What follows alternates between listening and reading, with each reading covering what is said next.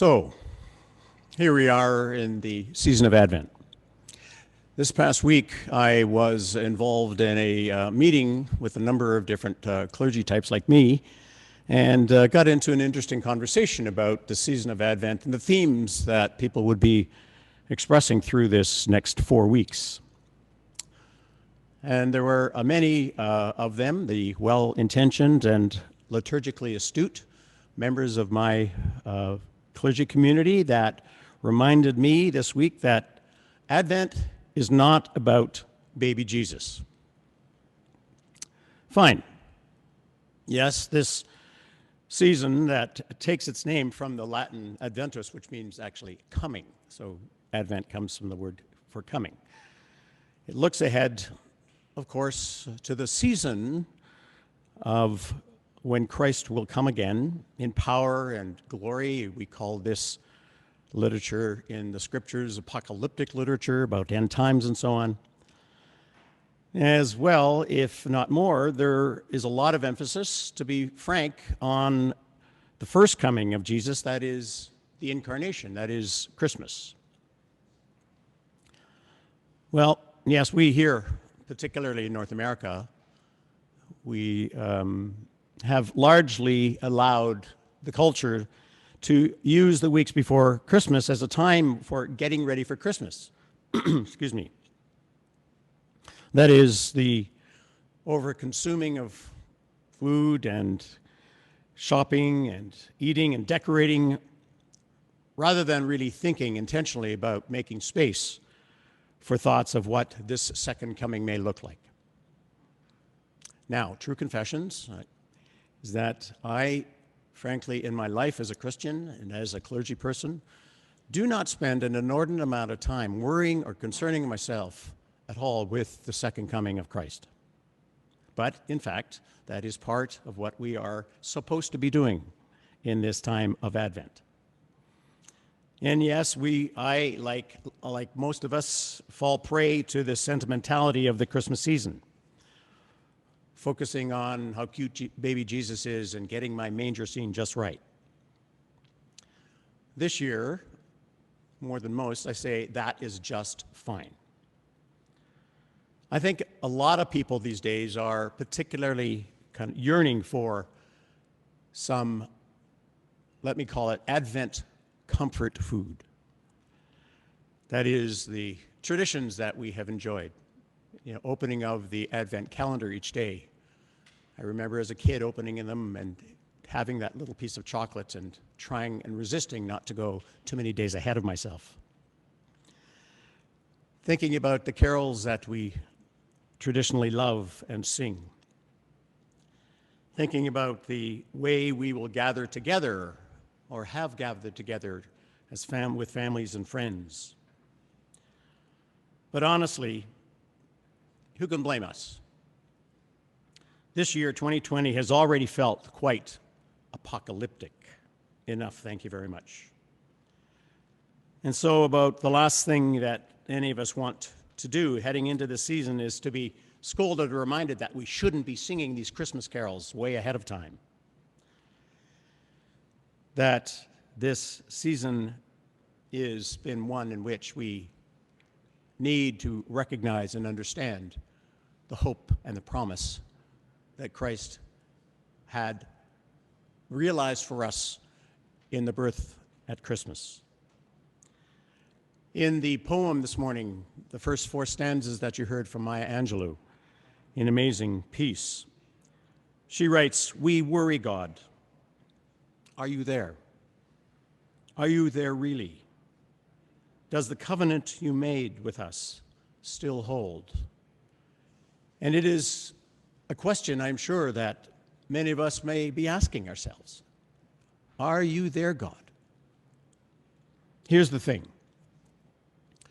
This year has brought into sharp relief the fragility of the lives we have made for ourselves, and it has reminded us painfully that we are not on our own sufficient to the challenges of life in this world. The prophet Isaiah, crying in the first reading, said, "Oh, that you would tear open the heavens and come down." this is also our cry, even if we have a hard time giving it voice. Isaiah's plea to God is as simple as it is stark. Please, could you show up and do something? You know, like God used to do when he intervened on behalf of the Israelites in the wilderness. In the Gospel of Mark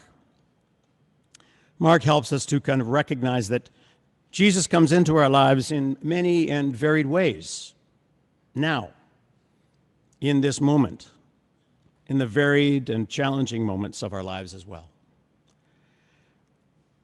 Mark reminds us to watch, to prepare, and to get on with your life. About that day and hour, no one knows, Mark says. Now, you need to remember the context in which Mark writes this. Mark, the Gospel of Mark, the writer, wrote those words in around 70 or 75 AD, some 30 or 40 years after the death and resurrection of Christ. And frankly, this was also the time of the great Jewish uprising, revolt, that the Romans put down and destroyed the city of Jerusalem and the great temple in and around 70 AD. It was an apocalyptic time for the people of Israel, a time where they felt there was no hope. They had no future. They were uncertain about what was to come. And Mark just tried to reassure them, watch, prepare, that God is with you. Live your lives. Notice that in Mark's gospel, there is no mention of the end of the world, no indication of final judgment, no call to flee the day-to-day realities and obligations and responsibilities of life. Only the promise that he, that is Jesus, the Son of Man, is near. So Advent is a season of awe and wonder. It is a time of waiting, not just for Jesus' birth, but for the transformation of our lives and the world. Something is being born in us, and we are waiting for its arrival. Advent reflects the unfinished nature of creation.